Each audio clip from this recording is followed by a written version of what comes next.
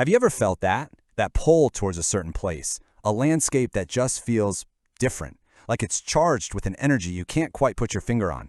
Well, today, we're diving into one of those places, an Armenian peak that, for centuries, has been so much more than just a mountain. It's a destination for the soul.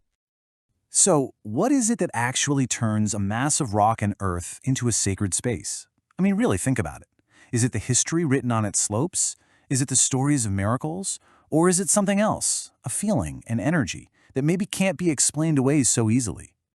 For generations, people in one corner of the world have looked to a particular mountain for the answer to that very question. And that's the story we're exploring today, the story of Mount Serbkaj. Okay, first things first. Let's get acquainted with this peak. It's a place where, according to ancient belief, the heavens and the earth get uniquely close. So let's get our bearings. We're talking about Mount Serbkaj, which means Holy Cross. It's in Armenia, standing at about 2,460 meters. But here's the detail that changes everything, the feature that really defines it. There is a small chapel right at its summit. So you see, this isn't just another peak on a map.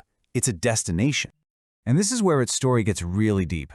See, even before Christianity arrived, this peak was seen as a blessed place, a kind of connecting point between our world and the divine. And that ancient power, it wasn't erased. It was just woven right into the new faith, with that little chapel becoming the focal point for all of that sacred energy. But a place like this is always more than just geography, isn't it? It's built from the stories that give it a soul. So now, let's get into the living legends of the mountain. You know, you'd probably just assume that the chapel was built at the highest point from day one, right? Makes sense.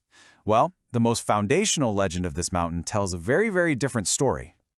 So the legend goes like this. The original chapel was actually built at the foot of the mountain. But then, overnight, its cross would mysteriously appear at the very peak.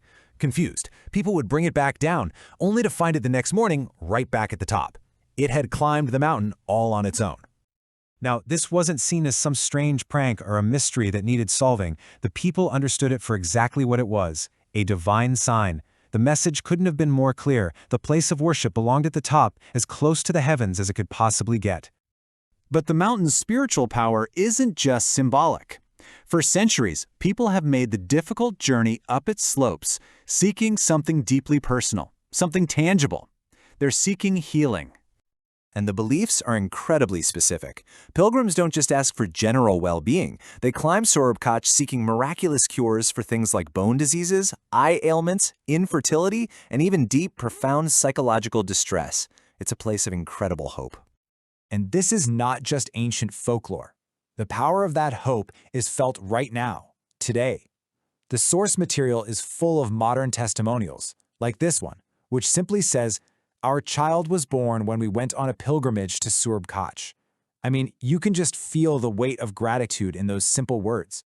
So how do people interact with this sacred place? How do they express their faith and their gratitude? Well, that brings us to the rituals of the pilgrimage, promises that are quite literally carved in stone.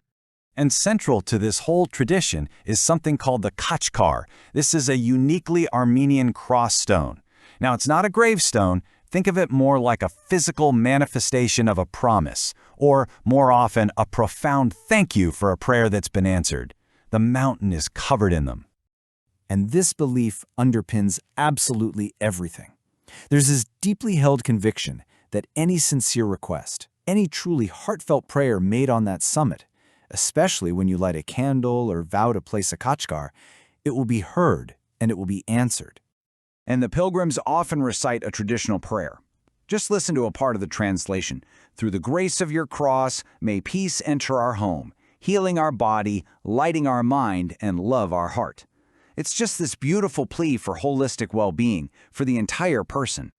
Now, it would be so easy to hear all of this and think of it as a tradition from a bygone era, a cool piece of history. But that could not be further from the truth. Let's look at how this pilgrimage is still very much alive right now, today.